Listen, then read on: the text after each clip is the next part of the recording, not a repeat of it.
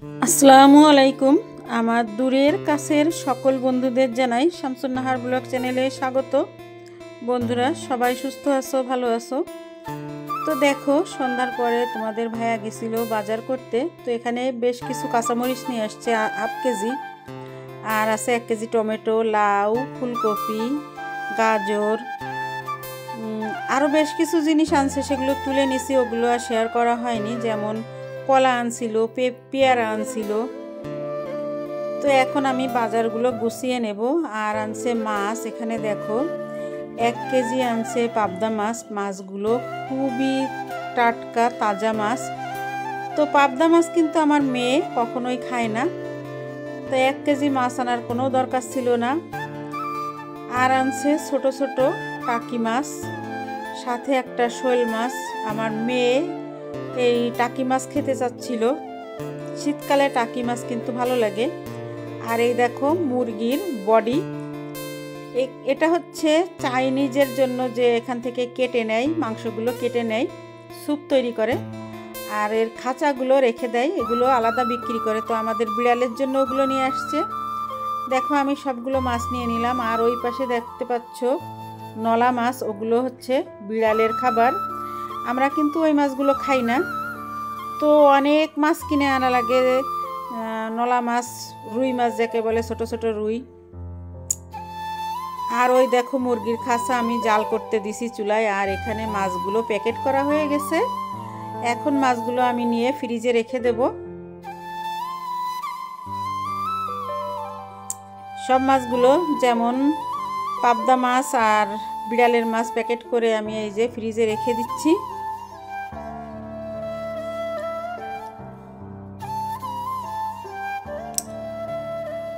এরপর বাকি থাকলো টাকি মাছটা। কাঁচামরিচ, এই যে দেখো কাঁচামরিচের বোটাগুলো ছাড়িয়ে নিয়ে তারপরে এরকম শপিং ব্যাগে রেখে দেব। এই শপিং ব্যাগের মরিচ রাখলে, পলিথিনের ব্যাগে রাখলে মরিচ তাড়াতাড়ি ঘেমে পচে যায়। তো এই ব্যাগে রাখলে কিন্তু মরিচটা একদমই ঘামে না, অনেক দিন ধরে ফ্রিজে রেখে দেওয়া যায়, পচে না। তো তোমরা যারা না জানো তারা এইভাবে রাখবে। আমি টমেটোগুলো এইভাবে রেখে দেব এই শপিং ব্যাগে। এই যে দেখো আমি টমেটোগুলো রেখে দিচ্ছি। এভাবে রাখলে অনেক দিন পর্যন্ত ভালো থাকে, বলবো না যে 6 মাস 1 মাস ভালো থাকে। তারপর চলে আসলাম চা করতে করতে এক একজনের ভিডিও দেখছি, আবারও চা খেয়ে রান্নাঘরে চলে আসলাম। এখানে দেখো মাছগুলি, শোল মাছ, টাকি মাছ, কই মাছ, এই মাছগুলি ফ্রিজে রেখে দিলে অনেক দিন হয়ে গেলে কিন্তু এই মাছগুলো খাওয়া হয় না, মানে খাওয়া হয় কিন্তু টেস্ট ভালো থাকে না। আমি এখন কি করব, এই মাছগুলিকে হলুদ লবণ মেখে তারপরে ভেজে হালকা করে আমি একটু ভাজবো, ভেজে তারপরে ডিপ ফ্রিজে রেখে দেব। তো আমি যখন খুশি তখন বের করে রান্না করতে পারবো। খেতে সেই জ্যান্ত যে মাছের স্বাদ, সেই স্বাদই থাকবে। এর জন্য আমি এখন এই মাছগুলিকে ভেজে রাখবো। আরও কিছুটা মাছ আছে, সেগুলি আমি এই মাছ ভাজার পরে ওই মাছগুলি জাল করে রাখবো। তো কই মাছ, শিং মাছ, টাকি মাছ, এই ধরনের মাছগুলো যদি এইভাবে রাখা হয় তাহলে কিন্তু সেই স্বাদ বজায় থাকে। আর যদি কাঁচা রেখে দেই তাহলে কি হয়, রান্না করে খাওয়ার সময় দেখা যায় মনে হয় যেন মাছগুলোর ভিতরে লবণ ঢোকেনি, আর একটা শক্ত ভাব থাকে। বন্ধুরা সঙ্গে থাকো, আমি দেখো মাছগুলি এখন ভেজে নেব। তো মাছগুলি ভাজার জন্য আমি কড়াইতে তেল দিয়ে দিলাম। তো আমার পটে সামান্য একটু তেল ছিল, এখন আবার তেল খুলতে হবে, তেলের মুখ। তো সঙ্গে থাকো, দেখতে থাকো। কড়াইটা দেখো পর্যাপ্ত গরম হয়ে গেছে, আর আমি মাছগুলিও দিয়ে দিচ্ছি। তোমরা যারা, আমাদের লোক সংখ্যা খুবই কম, তো মাছ আনলে বেশ কিছুদিন ধরে ফ্রিজে রেখে দেওয়া লাগে, আর সব সময় বাজারে যাওয়াও হয় না। তো এর জন্য আমি এইভাবেই রেখে দিলাম। তোমরা যারা বেশি করে মাছ কেনো তারা এইভাবে রেখে দিতে পারো। আর এইভাবে মাছ রাখলে কিন্তু সুবিধাই হয়। যদি আমরা খাওয়ার মাছটা যদি ভেজে ডিপ ফ্রিজে রেখে দেই তাহলে রান্না করার একটু আগে বের করে রাখলে রান্নার ঝামেলাটাও কিন্তু অনেকটা কম হয়ে যায়, সহজে রান্না করা যায় আর কি।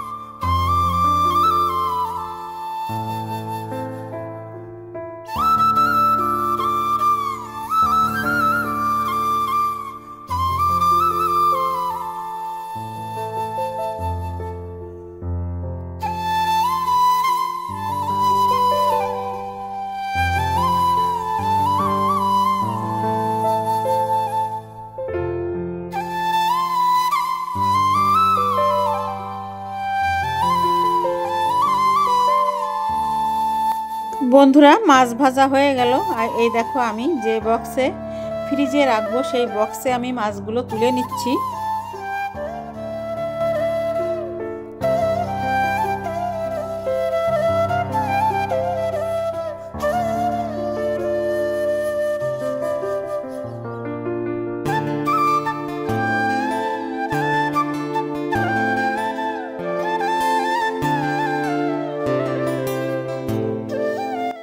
এরপর দেখো বাকি যে মাছগুলি ছিল সেই মাছগুলি আমি জাল করে রেখে দিচ্ছি।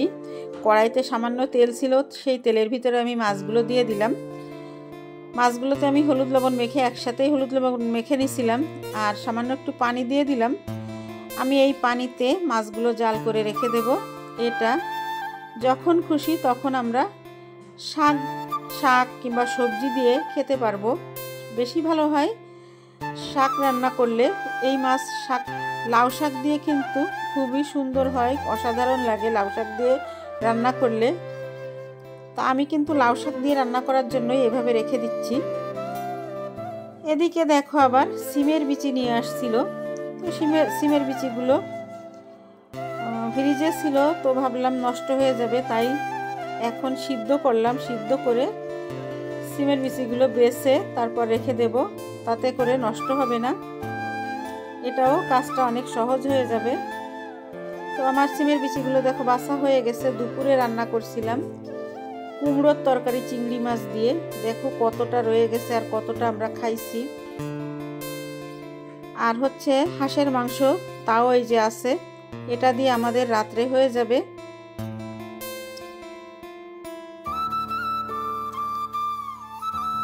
তারপর দেখো রাত বাজে 11টা। এখন আবার নিয়ে আসলো গলদা চিংড়ি মাছের মাথা আর হচ্ছে গলদা চিংড়ি মাছের মগজ। তোমরা কেউ চেনো কিনা জানি না। তো এখান থেকে কিছুটা, আমার 2 প্যাকেটে প্রায় 2 কেজির মতো হবে মগজ। তো এখান থেকে কিছুটা আমার ভাইয়ের বউকে দিয়ে দিব, আর বাকিটা আমি রান্না করব। তো আমি কিন্তু টাটকা খাবো, সেই জন্য ওই রাত্রেই আমি রান্না করছিলাম। এই দেখো এটা হচ্ছে গলদা চিংড়ির মাথা। তো এখন আবার এগুলো কাটতে হবে। তো কাটাটা তোমাদের সাথে আর শেয়ার করা হয়নি। আজকে কিন্তু সন্ধ্যার পরে অনেক কাজ করছি, যার কারণে আর কাটা তোমাদের সাথে শেয়ার করি নাই। চলে আসলাম কেটে ধুয়ে, তারপরে এই যে রান্না বসায় দিলাম গলদা চিংড়ি মাছের মাথা, গলদা চিংড়ি মাছের মগজটা। এটা তোমাদের সাথে আমি রেসিপি শেয়ার করব, এজন্য পুরোটা দেখালাম না। আজকের আমার এই ভিডিওতে যদি কোনো নতুন বন্ধু থেকে থাকো তাহলে আমার চ্যানেলটিকে সাবস্ক্রাইব করে চ্যানেলের পাশে থেকে যেও, পাশে থাকা বেল বাটনটি অন করে দিও, তাহলে ভিডিও ছাড়ার সঙ্গে সঙ্গে তোমাদের কাছে পৌঁছে যাবে। বন্ধুরা, কথা বলতে বলতে ভিডিওর শেষ পর্যায়ে চলে আসলাম। তো বিদায় নিতে হবে, ভিডিওটা অনেক বড় হয়ে যাবে তা না হলে রেসিপি দেখাতে গেলে। তাই আজকের মতো এখানেই বিদায় নেব। কেমন লাগলো আজকের আমার এই ভিডিওটা অবশ্যই কমেন্টের মাধ্যমে জানাবে। ভালো লাগলে লাইক কমেন্ট শেয়ার করে দিও। আজকের মতো এখানেই বিদায় নিচ্ছি। চলে আসবো নতুন দিনে নতুন কোনো একটি ব্লগ ভিডিও বা রেসিপির সঙ্গে। সে পর্যন্ত সবাই সুস্থ থেকো, ভালো থেকো। আল্লাহ হাফেজ, আসসালামু আলাইকুম।